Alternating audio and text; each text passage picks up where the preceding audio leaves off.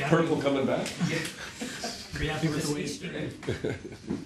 Are you happy with the way the team responded in the third there, especially? Yeah, you know what? We felt that everything was going our way, and really when we hit the post on before we got to give up the shorthanded goal, it was like everything turned in their favor from that point on, and then we found a way to claw ourselves back. We got a power play that we pretty much had the puck in their zone for the full 2 minutes, and we scored just as the penalty was expiring. They broke a stick, and we got a break that way. And Phaneuf scores a goal that we considered a power play goal, but it actually wasn't statistically. And then Lupul, goes out and makes a big league play end to end. Your players have talked about a sense of calm that happens when you guys fall behind a little bit or have some adversity that maybe wasn't there last year. Yeah, what we're trying to do is not focus on what you can't control. You can control how you approach those situations, and we as coaches were probably doing a poor job early in the year from ramping up the intensity instead of calming it down. And with our young group, we had to take a look back, and we were doing too much yelling, too much talking. There was too much. So we decided that we would take a quieter and a calmer approach when those things happen, and really just relate to the players that we can get ourselves out of this. This is what you have to do. Don't change what you're doing previously. Just move your feet, move the puck, make the safe play. And Carolina did a lot of pinching down the walls, in the game when they got behind, and that usually tends to, create some confusion and whatnot because they're pressing, and that's the way the game went tonight. Randy, when people talk about Phil Kessel, they just automatically defer to his quick shot and his goal-scoring ability. As I've watched him, his passing to me is unbelievable. He's an elite level player that can find people.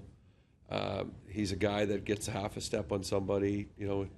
If you look, the capsule of him stepping over the blue line and hitting the crossbar with a wrist shot.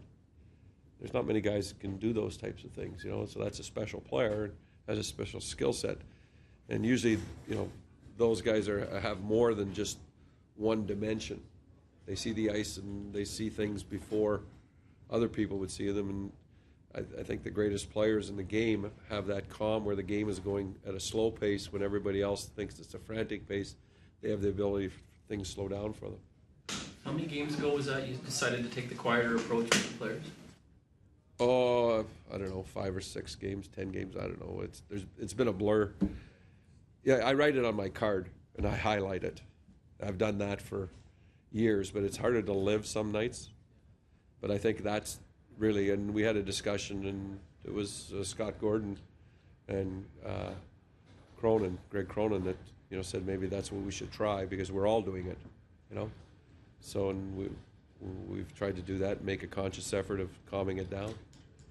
Randy, Lupul says that he feels perhaps he's fresher because he's just coming back off the injury. But what do you see for his run of form? Just another elite player doing what he does? Well, I think with Loops, he has got to be fresher. He's worked extremely hard to get where he is.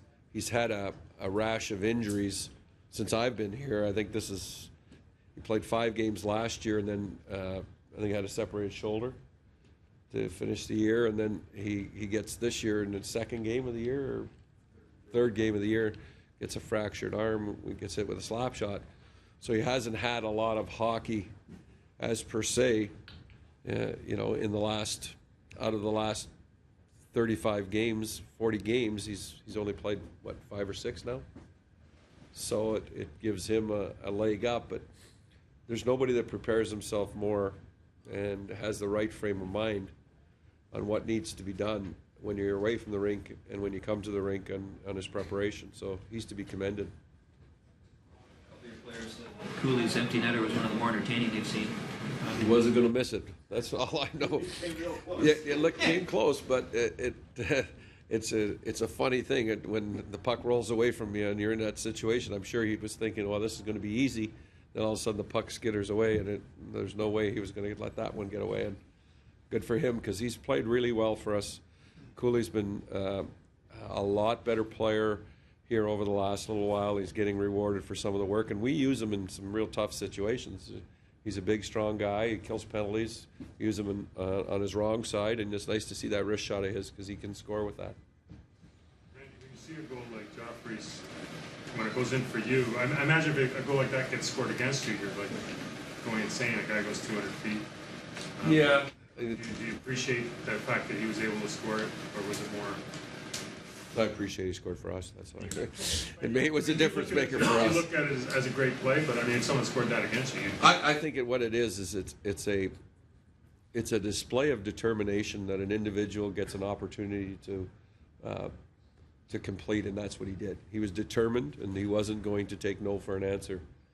And that's nice to see when you have players like that are capable of doing that in some tough situations, because not a lot of things were going right for us for a little while there in the hockey game, but they reached back and found a way, and that's what it's about. It's about getting points here, and with this specifically with the Carolina team, I think there was an 8-point difference, so now it's a 10-point difference. It's going to be difficult. It's one of those teams that, and it's no slight to them, but that we shouldn't have to worry about if we can take care of our own business. Is Grabowski getting more off? It looks like he's getting more offensive chances and just either needs a bigger net or. I think again, I think with Grabo, it's sometimes he's not rewarded for the miles that he puts in, and that's the frustrating part for a player. But as a coach, you just try to encourage him to keep his feet moving, get involved, and get a little bit dirtier in some of those areas, and things will come because he has talent, he has ability. Thanks, Ray. Thank you. Okay.